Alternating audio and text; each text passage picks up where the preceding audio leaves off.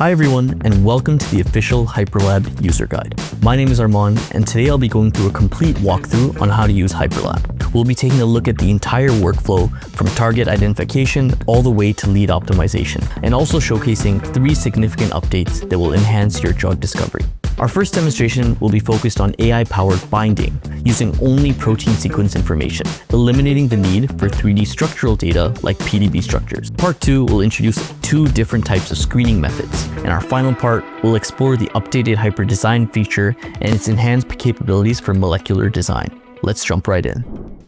Let's get started with our sequence-based binding prediction feature, which significantly streamlines binding prediction by eliminating the need for PDB structures. For today's example, I'll be using JAK2 as our target protein. As HyperLab is a structure-based drug discovery tool, the first step is to register a protein structure. You have 2 ways to do this. The first is if you know the 3D structure or PDB ID of the target protein, you can simply input it here, and our system will automatically detect the binding site, as you can see here with 6VNM.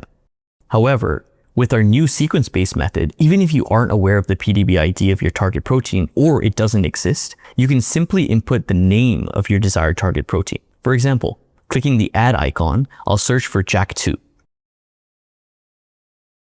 And you'll see a list of JAK2 entries from various species. Since we typically work with human proteins, I'll select Homo sapiens. What you're seeing now is really clever. It's a compilation of binding sites organized by frequency. We've analyzed all the JAK2 structures out there and grouped the most common binding site. So if you want the most frequently used binding site, just grab the top option. Click Next for a summary, and then press Add to see the sequence with the highlighted binding information. Do you want to customize or make modifications? No problem.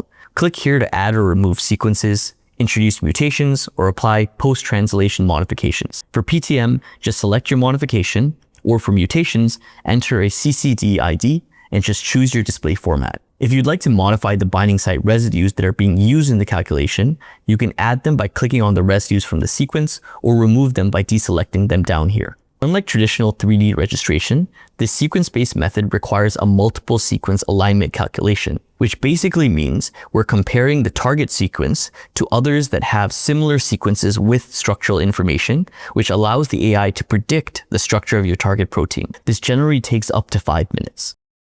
Now let's head over to the bench page to show you how to add your molecules. Since no protein is set for this bench, let's activate the JAK2 protein we inputted earlier. When adding molecules, you have a few options. The first way is you can draw them directly in the editor or copy and paste the SMILES code into the editor. Today, I'll be showing you the file upload method. If you have a file containing information of molecule names and SMILE codes, all you have to do is drag and drop it into HyperLab and click Next. HyperLab will automatically pull out all the information from your sheet, even custom fields like PDB IDs or PIC50 values. Once that's added, you'll see all your data perfectly organized with the fields you selected. Hyperbinding calculations are providing you with a binding affinity prediction value between the molecule and the protein you've assigned. This is basically showing how well the molecule will bind to your target protein. This value comes out in a negative value, where the more negative it is, the stronger the binding affinity is. Now here's something important to know. Hyperbinding calculations usually only take about 30 seconds for 3D structures, but for sequence-based types, it's predicting both protein structure and molecular pose simultaneously, so expect up to 10 minutes. Check out these hyperbinding results. As you can see, each molecule is given a hyperbinding score, molecular weight, log p-value, and TPSA value. Additionally, here's one of my favorite features. You can actually view any of these structures in 3D by clicking the 3D view button here. Let's take a look at compound 3. Which is the same molecule as 6VNM. You can click the magnifying glass to zoom into the binding site. Since I'm particularly interested in hydrogen bond positions, I'll add those details here. You can also check the binding pocket shape by increasing the surface opacity. As you can see here, hydrogen bonds are formed at the hinge binding motif of the molecule, indicating that the molecule has found a correct binding pose. This molecule pose from the prediction is very much aligned with the molecule pose from 6VNM. Here's what's really impressive. We predicted this pose using only the protein sequence and SMILES code. Since we're also predicting the protein structure, we can check its accuracy by setting the protein's color to confidence level. And you'll see a color-coded display showing prediction accuracy. As you can see, the confidence level near the binding site is above 90%. This sequence-based approach gives you 5 different conformers showing various poses, plus a simplified 2D interaction diagram. Now for the real test. How well does our binding score actually reflect with experimental values? It would be helpful to have a scatter plot of PIC50 values versus hyperbinding scores to calculate the Pearson correlation coefficient R. Our new AI assistant that is trained on all things drug discovery and medicinal chemistry can actually analyze your HyperLab data on command and do this task for us.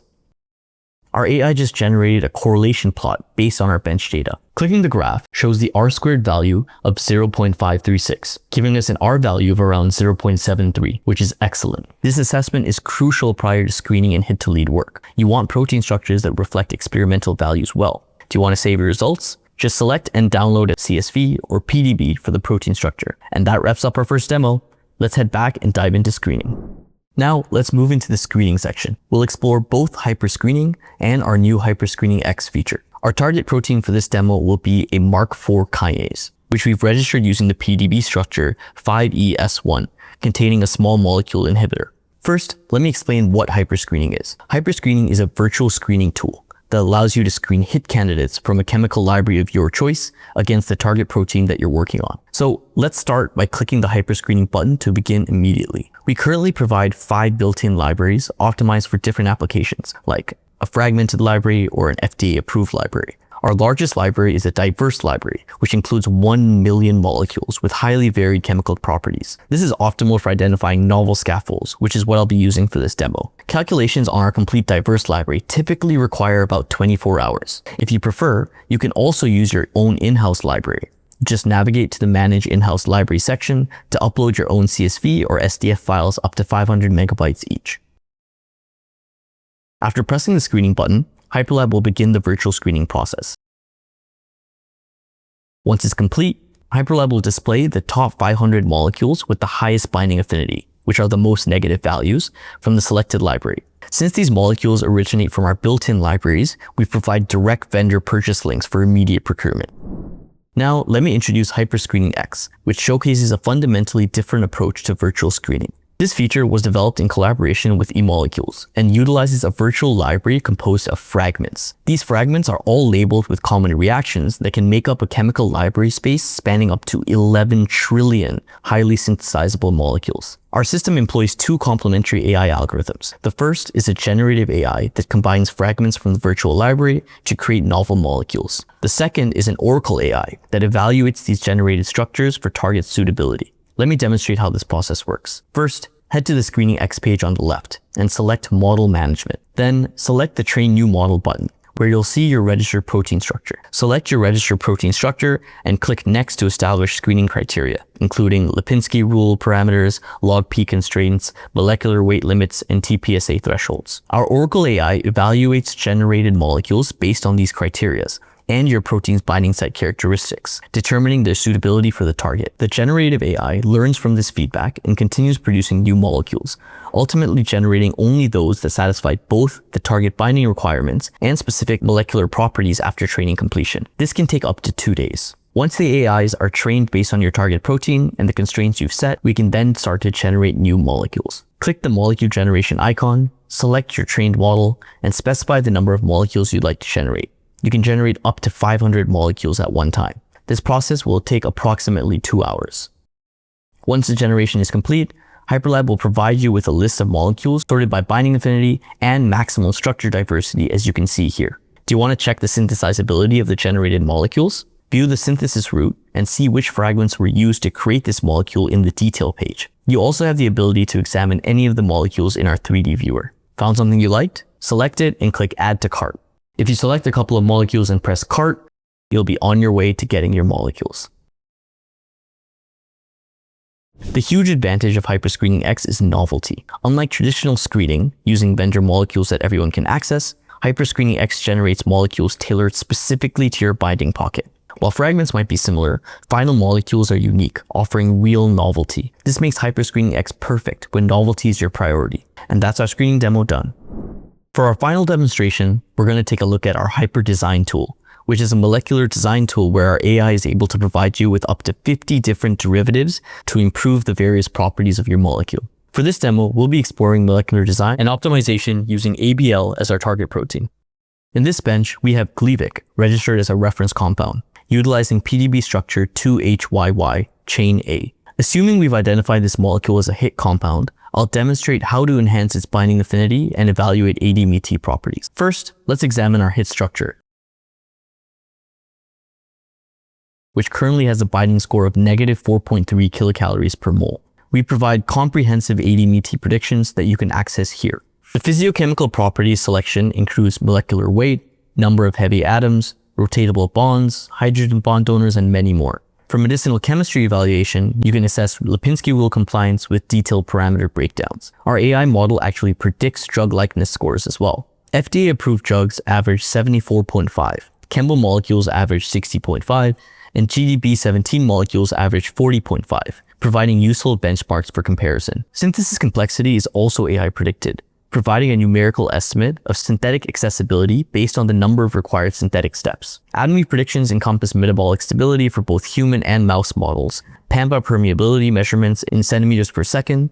Higher values indicate better membrane permeability, P-glycoprotein inhibitor classification, and BBB penetration potential. For toxicity assessment, we provide CYP inhibitor predictions based on IC350 thresholds, CYP substrate predictions, and hERG inhibition assessment. It's classified as yes, IC50 is less than 10 micromoles.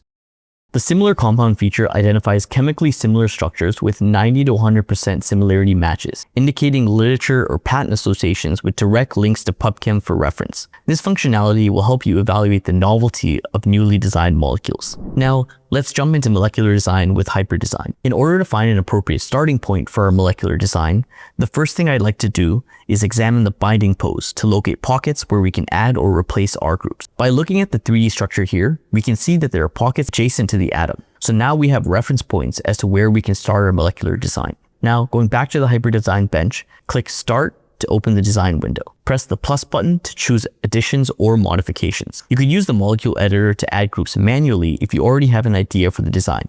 But if you're unsure which R groups would improve binding affinity, our AI can help you out with it. We offer a replace function to change R groups and an add function to introduce new ones. Clicking replace highlights the structures in colors, showing R groups split based on synthesis feasibility using Brix rules. Select and replace parts with new structures. For adding R groups, you can click highlighted atoms with valencies. Remember that space we saw earlier? Let's add an R group there. Now you can specify non-cyclic or cyclic R groups or multiple options for more tailored results. Results can vary depending on specifications, so experimenting sparks great ideas. Calculations can take 3 to 5 minutes. Here are some results. As you can see, our AI is able to suggest up to 50 derivatives with improved binding affinity scores. Now, notice a pattern in these derivatives? Central R groups have hydrophilic groups like nitrogen, oxygen, or amides, while terminal parts have hydrophobic or ring structures. This suggests a hydrophilic interaction with the residues in the middle and a hydrophobic interaction at the end. Let's take a look at the 3D viewer to confirm that that's the case.